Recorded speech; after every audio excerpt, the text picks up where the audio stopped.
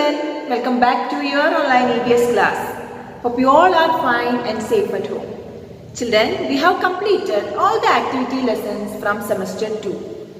You have to study 4 lessons from semester 2 for your coming exam. Lesson 1, 2, 3 and also lesson number 8. We didn't discuss lesson number 8 as yet, isn't it? So today we are going to start lesson number 8.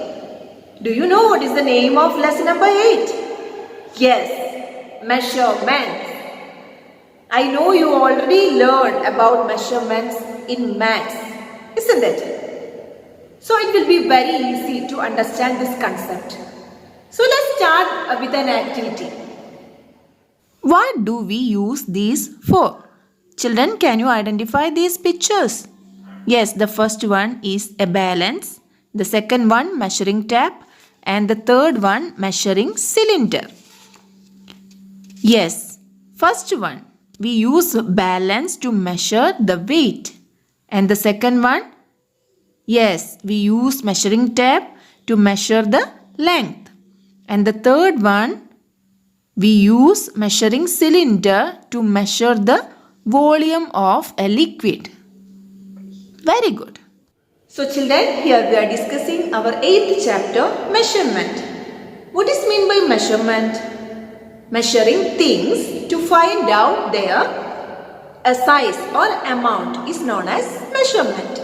In earlier days, people used their hands or foot to measure the length. And they also look at the sun to guess the time. Do you think these measurements will be exact? No. The length of the hands and foot will change from person to person. Then we cannot see the sun on cloudy days or at night. So it will not be possible to find out the time and length, exact length. Okay, so to get the exact measurement, we use standard units and instruments to measure things. A standard unit always remains the same. Length. Children, length tells you how long an object is. It is the distance from one end of a thing to the other end. The length of your classroom, your bed, and your book are examples. We can measure length using the tools like rulers, measuring tapes, etc. The standard unit of length is meter. We measure smaller length in centimeters and longer length in kilometers. Okay. Weight. Children, weight tells you how heavy or light an object is. The weight of a bottle of water is an example. We measure weight with physical balance and electronic balance. The standard unit of weight is kilogram and we measure smaller weights in grams. Okay. We use different kinds of machines to weigh things. This is a balance. We use standard weights with a balance. Have you played on a seesaw? The heavier side always goes down. The balance works in the same way. Let us measure the weight of this box. Place the box on one side.